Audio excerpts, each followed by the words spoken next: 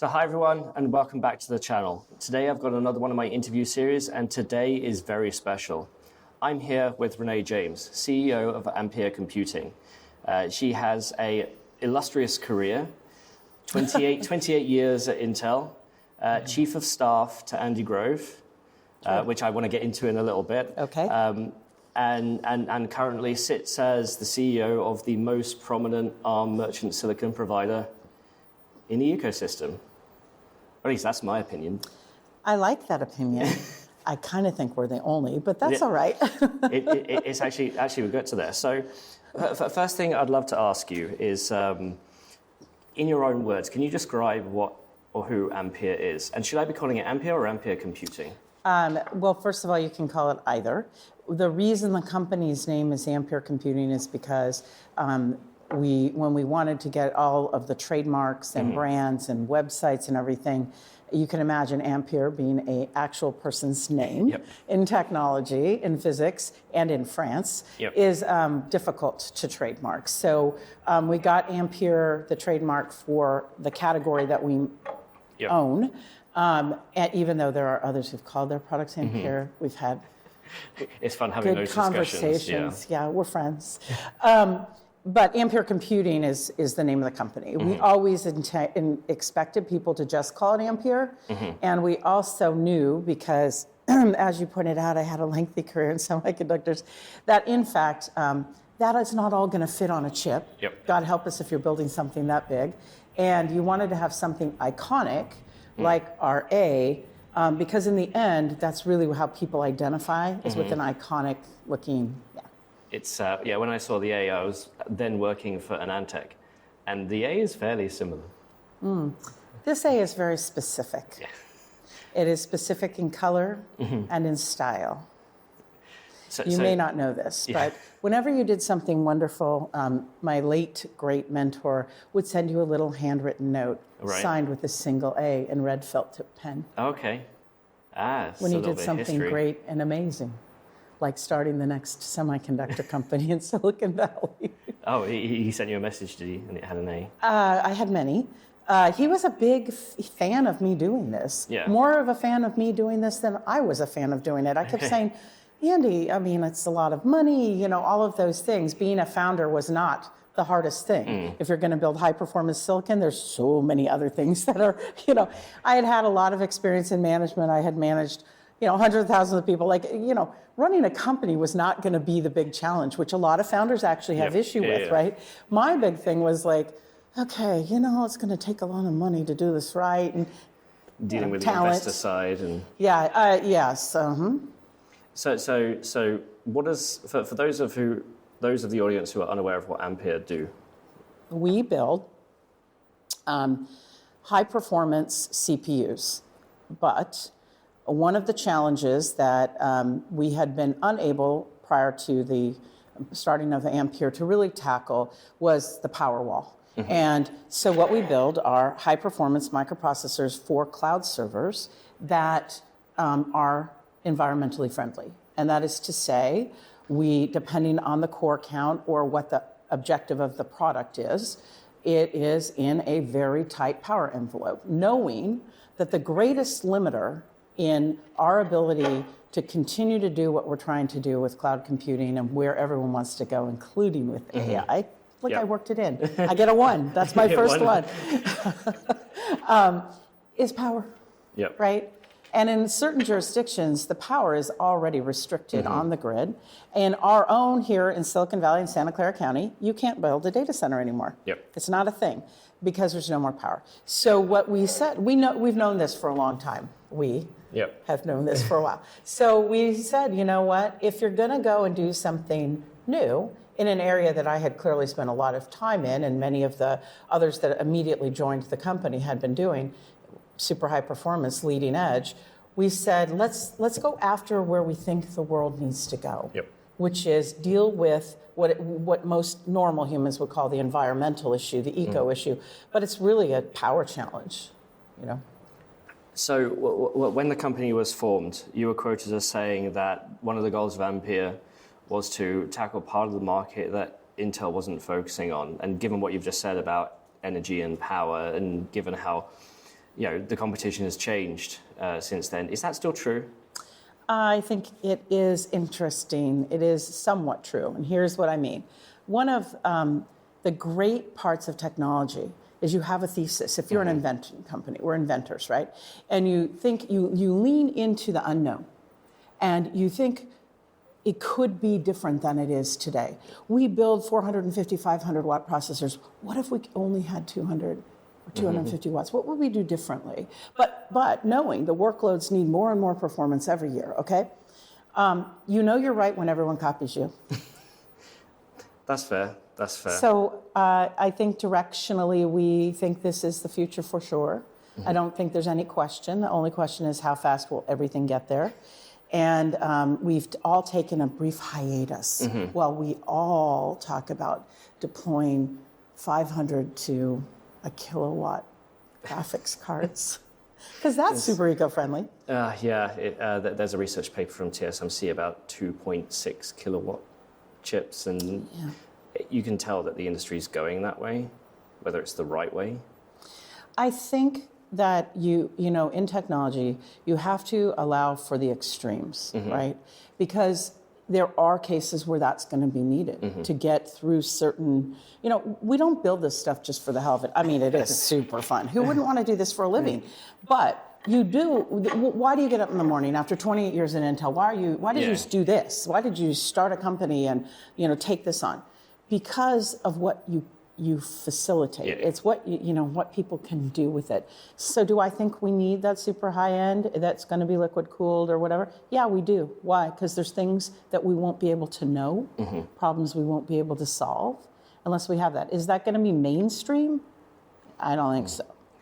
Do you think it should be mainstream? Yeah, I'm not so much. Do we think we're going to be able to satisfy the growth in the industry, the underlying demand for computing, if we don't do something that's mainstream, high performance, but also cost effective, that's in a power range that we can deploy broadly and scale out, not scale up, right? Yeah. So that's the problem we're trying to solve. We aren't trying to solve that other problem. I do think there are people who need to solve that problem. So one of the things that Ampere has always been put in the messaging since day one is this attachment to the ARM ecosystem, developing ARM servers. And the first couple of generations of product, you used ARM off-the-shelf cores, their Neoverse line. I did. That's seen success in a number of other players as well. But for this latest generation, AmpereOne, you decided to do semi-custom ARM cores, and I think that caught a lot of us by surprise. Why? Because in my mind, based on what the previous generation product had, the Ultra Max and the Ultra, you guys were seen as like the poster child for ARM Neoverse. So I'd like to poke your brain as to why go semi-custom? I think you could answer that, actually. I've watched a lot of your interviews, and I think you're pretty clever. First of all, how long do you think it takes to build a new microprocessor, new microarchitecture? 2, 3, 4 years. Right. Yeah. So if you're going to start a company, you don't want to wait. That's investor backed. Yeah. At this magnitude, you need to have products to sell as fast as possible. I think the ARM Neoverse cores are outstanding. We learned a lot working with them. We're really excited about what we learned. In fact, there were days when we were building Ultra where the chief fellow who was designing it said, "God, I really should have thought about this differently in my prior career." There really are some incredible benefits to the ARM technology, none of which we are abandoning in any way. Here is the significant consideration. When you're building merchant market product, you're building something that is absolutely the best it can be at solving certain problems or certain classes of problems at a rate and pace at which the industry likes to move. And that isn't always the rate and pace of a generalized roadmap for a broad pace of people to be able to draw off of. And it doesn't give you the ability to think very specifically in the microarchitecture about how you're going to solve certain things and offload certain problems and move data and move the movement of data. right? And memory and all of those things are kind of have been our high order bit issues for as long as I've been doing this. So that's why in high performance computing, you ordinarily rely on all these different aspects of your architecture, not just the core, right? The core is actually not the only thing you need to worry about. It's one of the things, but you need to worry about a lot of the other features and what you can put into it and how do you differentiate. Because if you're merchant market, you have to differentiate, and it's not just on performance, it has to be on feature.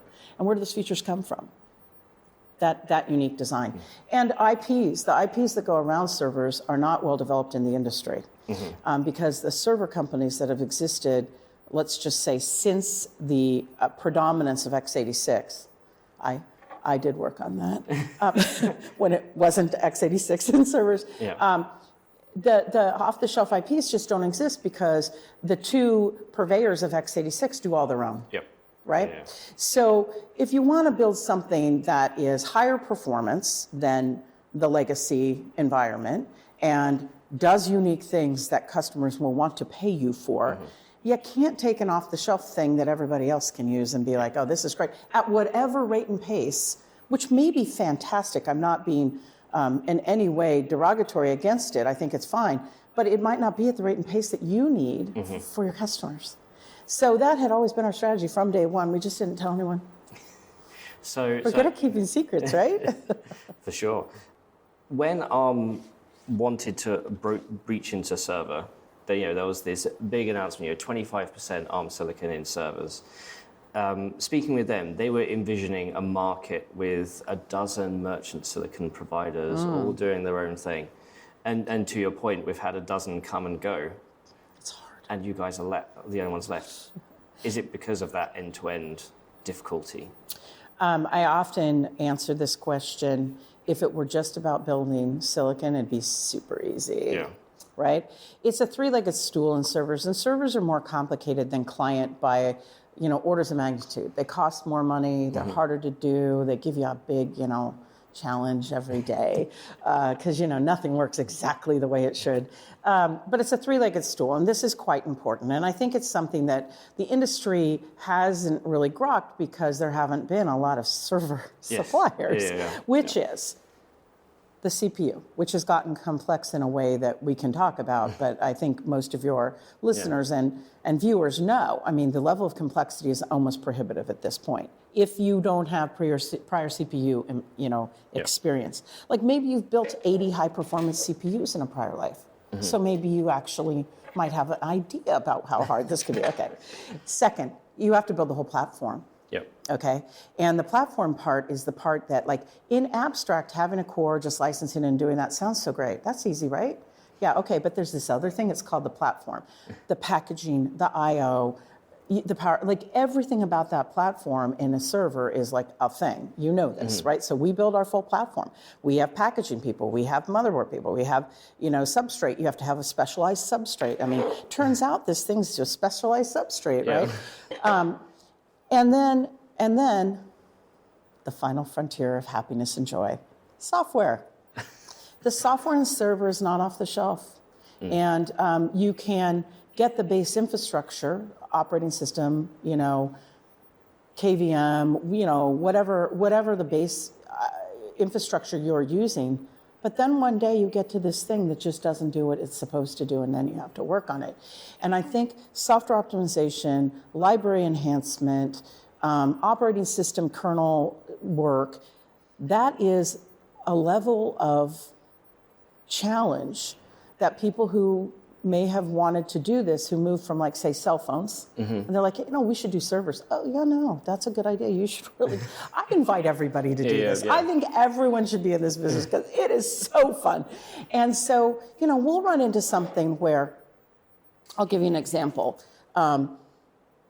Works perfectly on this one ARM core, and then it goes to another one, and it's just, you have 50% less power. Why? Why is that? Why? What's going on? Oh, this one thing, and yet, you're like deep inside of Java and like the garbage collector, like freaking out, like really? How many people have the capability to do that? Now, you, of course, know that I used to do that for a living. as I was the head of software for a long time before I went into management. And when I started the company, 50% of the company were software people. There's a reason. You're 1,100 people now, and I think people sometimes forget, well, we have an updated number. Anyway, a few more than that, but anyway. It's half software. Yeah, it has to be, I think, in Yeah, this it day does. and age. And I do think that that's been the stumbling block. When we started the company, as you'd expect, a bunch of engineering people didn't go, oh yeah, we're definitely going to be successful. We took a spreadsheet. All the companies that tried, we looked at every single one of their architectures. Yeah. Like choices they made. Like, oh, that's probably not a good memory choice. Oh, I wouldn't have done that. You know, we looked at all of the prior ARM attempts. We, in fact, really thought Qualcomm had come very far, you know, and we asked ourselves, why did they fail? Did they fail because of a structural issue in the industry? Did they fail because they didn't know this one thing? Was it technological? Was it business-oriented? And I will just say that spreadsheet was very informative. And it proved to me that the business is more complicated than people really think. Well, I assume some of the people that built that spreadsheet were also part of some of those failed attempts They were, beforehand because as well. they work here. Yeah. Because I was a big fan of hiring as many of them as I could. You know, we have an outstanding design team in Raleigh that were predominantly, the base of them came from Qualcomm. They were fantastic. The AMCC team had built multiple, you know, attempts and missed two legs of the stool, so that's kind of a problem. But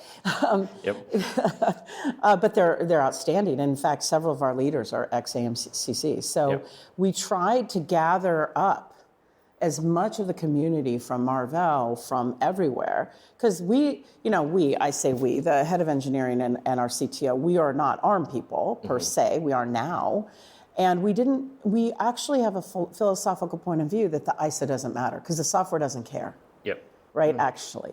But it turns out the hardware does, and the infrastructure software cares. And so we wanted all those people, and we wanted all their prior knowledge.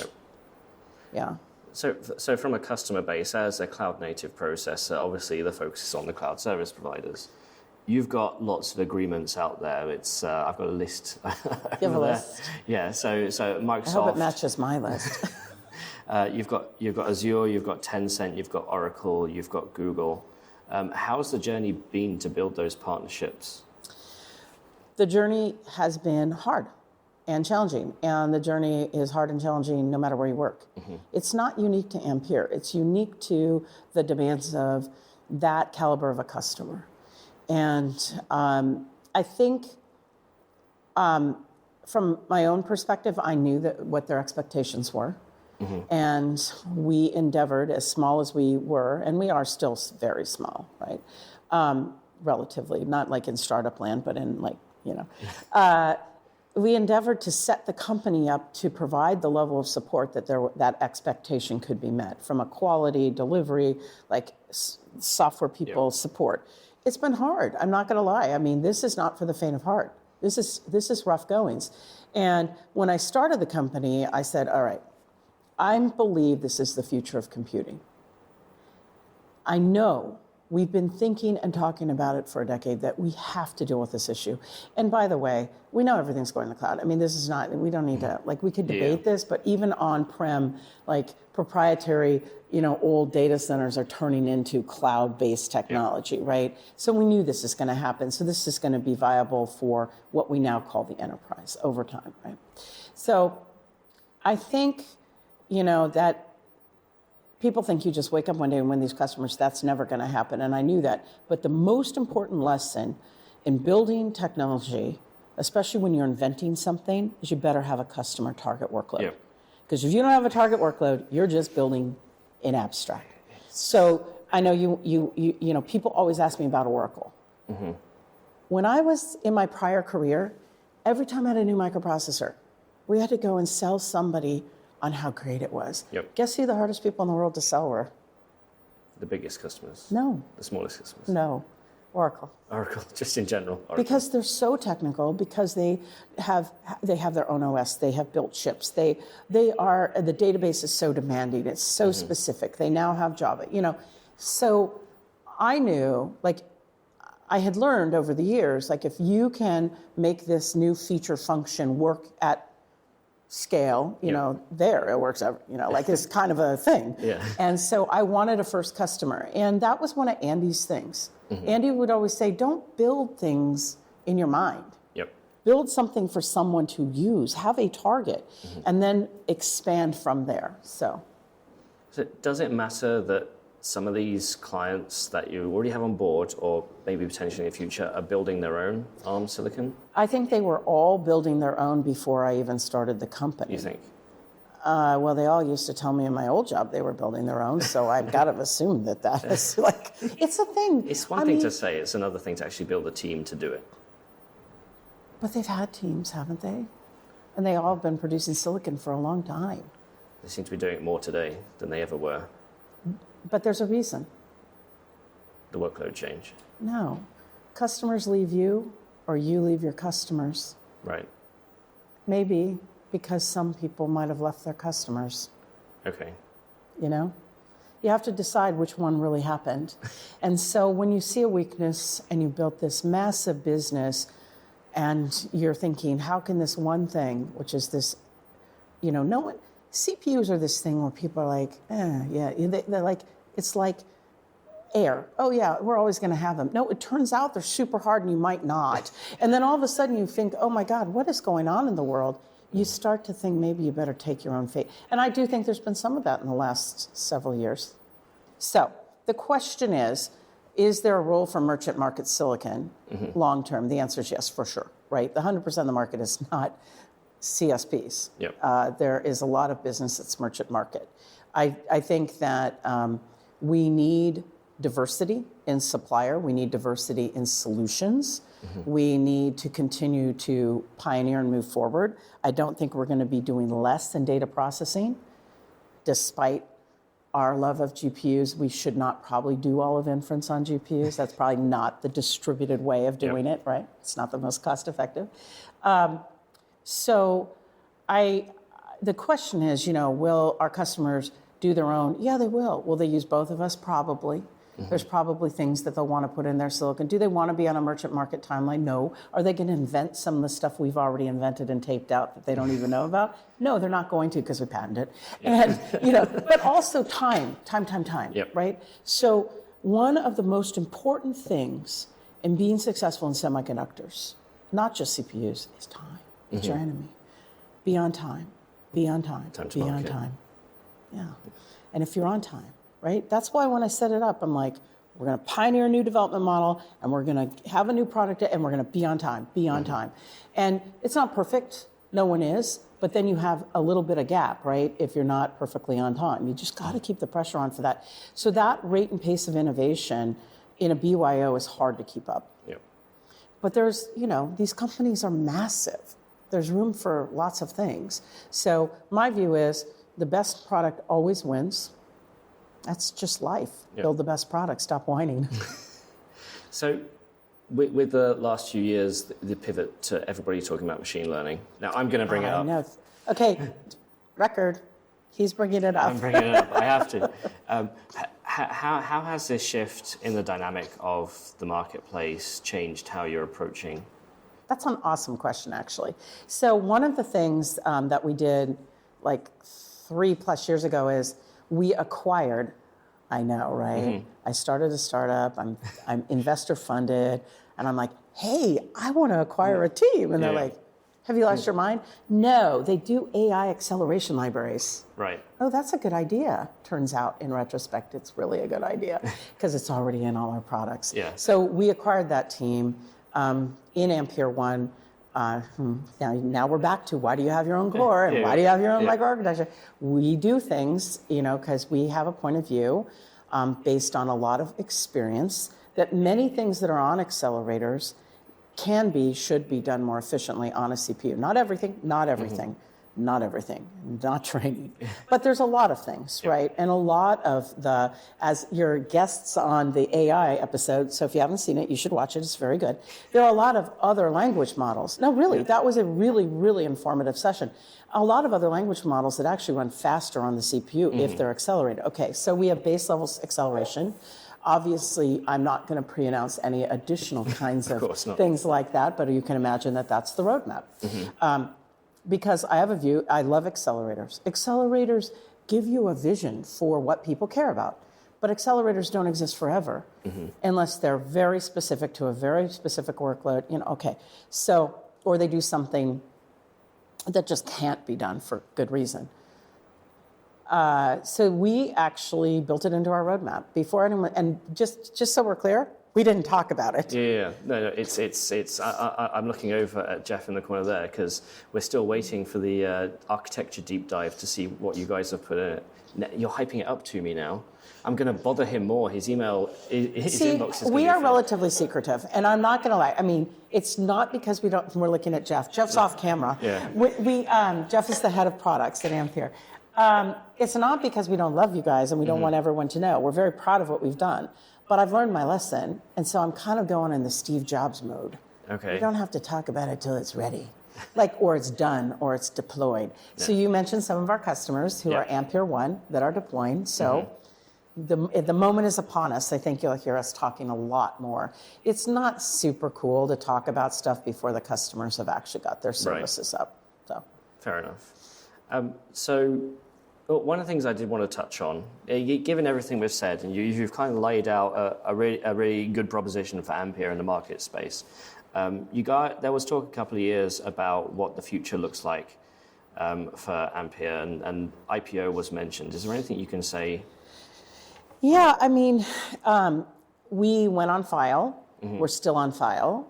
So there isn't a lot I can say because we are officially on file. The market has not been conducive to growth companies, as you know. I really thought the second half of 23 would be more conducive. It was not. Interest rates have not adjusted down, although I read something that maybe. So we need to see an interest from investors in growth companies again. Okay. And, semiconductor companies are different than software IP licensing companies, right? And so you got to be kind of careful. Everyone's like, "Oh, I want to be a semiconductor company." I'm like, "Yeah, you might want to check out the PE of that." Got to be careful what you wish for. Yeah. I think Ampere is a very unique company. There aren't any others like us. Yep. And there hasn't been anything like it in a long time. The last thing that looked like this was probably NVIDIA in the early days. And Jensen gave an interview talking about how he would never do it again if he knew how hard it was going to be. Yeah. And it is hard. It's that hard. And I think it's almost now like there's so many barriers. How would someone do this now? How would they do this? Yep. I mean, I grew up in this. I have been in semiconductors since I got out of my undergraduate degree. I have been worrying about what's going on with yields and wafers because, I worked in an IDM. You have to know a lot of stuff about a lot of weird things to get this right, right? Like you have to know manufacturing. You have to understand, what's going on with the process. And you're not running the process, even if you're us, you're using TSMC, but it's hard. Would you use Intel? I would use anyone who has a leading edge competitive process that could give us an advantage. Yeah, no, that's best product wins. Okay, so that's the IPO. That's a comment towards IFS. What does the future of Ampere look like? Can you sort of lay out what 3 to 5 years the vision is? Well, I mean, I don't think the vision is any different today than it was, 6 years ago. We need to drive it to be an at-scale semiconductor company. I'd like us to see the industry have more diversity of supply. I think it's super important that we have merchant market silicon vendors for the health of U.S. semi. I do not think U.S. semiconductor can be fragmented. Everyone builds their own, and how does that work for the software ecosystem? That is not a healthy software ecosystem. We actually break the underlying premise of at-scale semis because for every CPU, there's all these other things that go around it. Think of how many suppliers. I mean, we have 50 plus suppliers that aren't TSMC in the supply chain to build a rack, right? And all of that is predicated on an environment of merchant market silicon, on top of which there's an entire ecosystem of software vendors who rely on this. We can't break it, because if you break it, you break the engine of semiconductors. So I applaud the customers who have the wherewithal, financial ability, and the skills to do it, but not everyone can do it. And I don't think that it's healthy for the future of semiconductors and for innovation for us to just like be like, oh yeah, we don't need merchant market anymore. Like that's like dumb. And by the way, remember why we do this. Remember, there was a point where how long did it take to synthesize human DNA? No. Yeah. Right? And then one day we invented something that could do it in 2 days, and it changed the world. Yep. And as a result, we now have cancer centers around the world doing customized cancer treatment because we can know things we didn't know before. So I get up every day and I build these massively boring things that people are like, why the hell have I been listening to this YouTube for so long about this woman? So we can find a cure to things we don't know about. And that, I think, is worthy. BYO doesn't do that. You're not trying to solve problems generically for the world or give engines to people to solve problems. You're solving your own problem for your own self. See how I'm not thinking that's like the only thing we need to do? Is this like the, if you ask the customer what they want, they'll only want faster horses and not vehicles sort of thing? Exactly. I can't believe you said that. I actually put that on a slide for my board one time. Excellent. I do not want faster horses. No. Okay? We are actually inventors of the future of computing. That is what we're doing here. None of us need to be doing this. We're teaching people in an apprentice-based business how to do this and why you do this. The why is almost as important in this environment because we have all these people in this business, which is why I wanted to be on your show, to get to people who would never know me and say, it matters. You should come work here. You should get in, you know what I mean? And we can't succumb to rhetoric about BYO and bad ideas by people who aren't actually semiconductor companies. Renee, thank you so much for taking some time out of your day. It's I've been trying to get Renee on for a couple of years now. I'm very happy to be here. I am very happy to be here. It's amazing. Are you doing something with my chip? I think I already have, because I've seen it before. Awesome. So I will leave you with one thing. I've been saying for ages, keep it boring to keep it interesting. And it sounds like you're also following a little bit of that philosophy. We are. That's why we're not the most hypey, we're not hypey people. I haven't come on yet, but I think it's time because I think the world is getting slightly confused about what we should be doing. Thank you for having me. Thank you. Look forward to the next one. Yep.